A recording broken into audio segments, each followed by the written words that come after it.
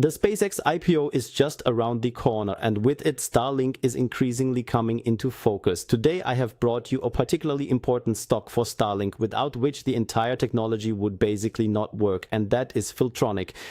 They are specialists in communication technology here. We will take a look at exactly what they do in a moment. And a little bonus, for this video I have brought you a secret stock at the end that could also benefit from the SpaceX hype here. Yes, let us get right into it. But before we begin, of course, the risk warning: everything I say is not a recommendation to buy or sell, nor is it financial advice, but merely my own opinion. Yes, let's get into the video and take a look at the Filtronic chart. And Filtronic is actually a very, very exciting stock, which with a market capitalization of 800 million British pounds is actually still relatively small here. And yes, at this size, you naturally have strong growth potential, especially when you look at the extent to which Filtronic is essential for Starlink. This means that without Filtronic's technology, Starlink basically does not work.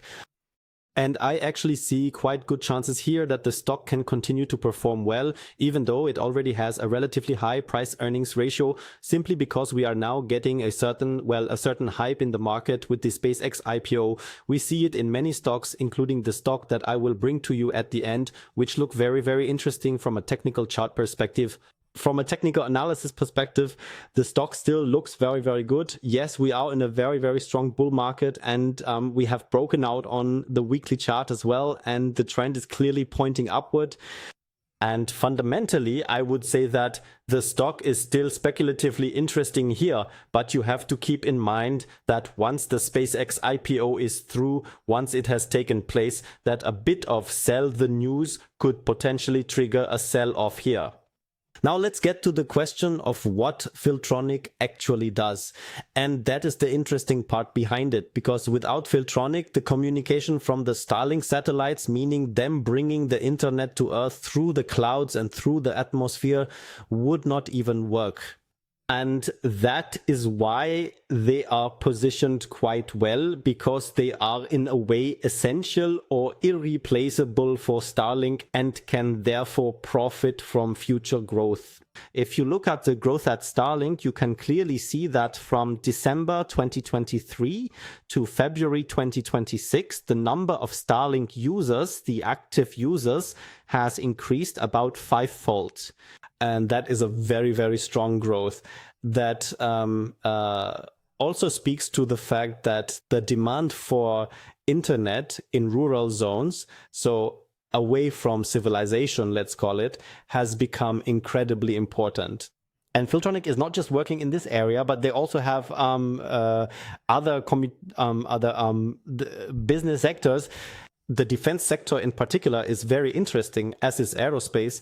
And when I imagine that we will have an increasingly connected society and technology in the future, when we have humanoid robots, drone systems, and so on, which all need to communicate with their environment, then it is definitely a growth market where I say, okay, Filtronic is not just dependent on Starlink, but is actually a very promising candidate for the future.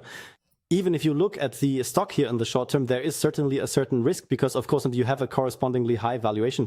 A price earnings ratio of almost 100 is quite substantial. So you have to grow well, and the stock is certainly doing that. Just as Starlink is growing, they are also growing in revenue here. You can see it here in the yellow line. They are growing their revenue by well, triple digits, over 100%, and that is really very impressive. Accordingly, it is of course justified to have a price to sales ratio of 17. And that is why I would not rule out that the hype could certainly continue, and that the stock could potentially gain another 50 or maybe even 100% in a relatively short time.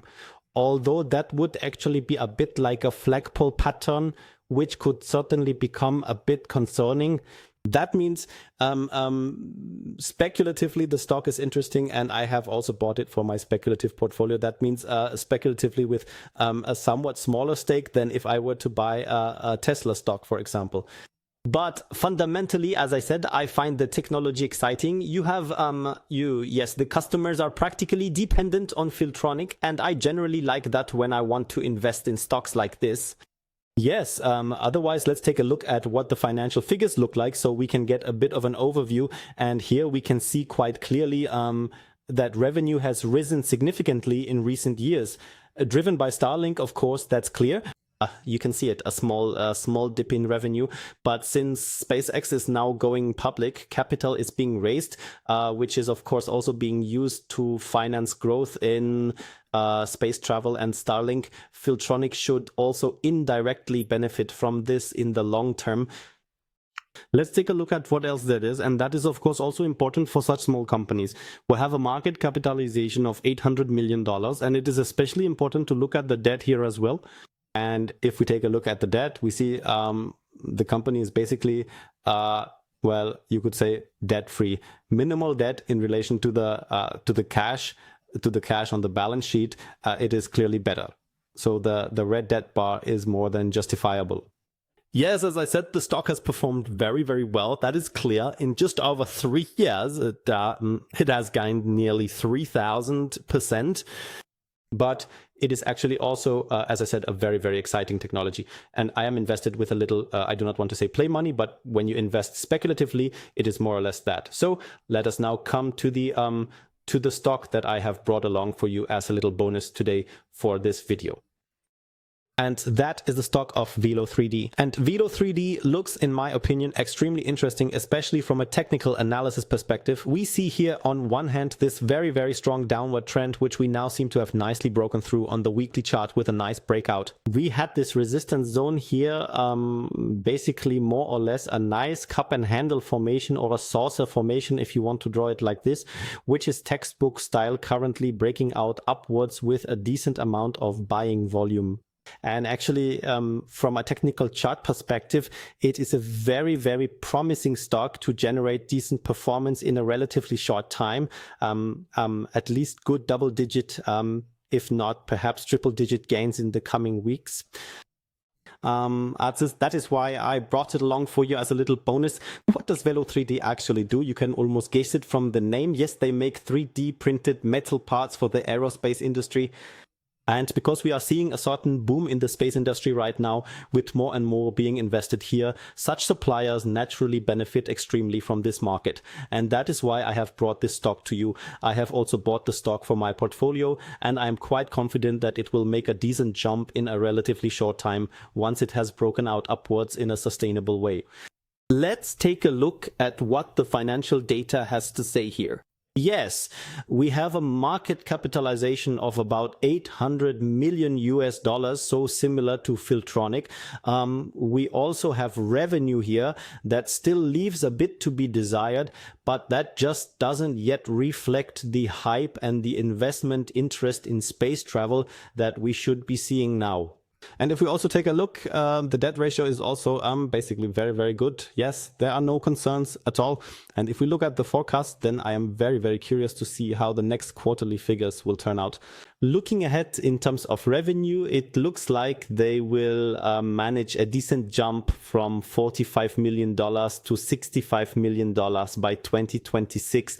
And given the increased demand, it would not surprise me if they could even exceed the revenue estimates here by 2027. And that would naturally give the stock another little boost. In terms of profit, there is basically not much to expect yet.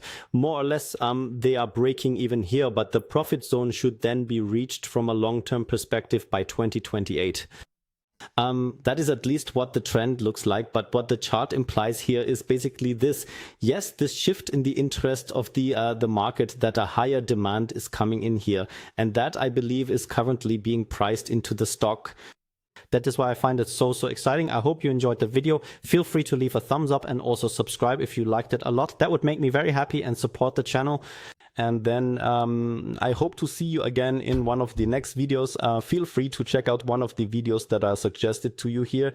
And then until next time, all the best, good luck, and ciao.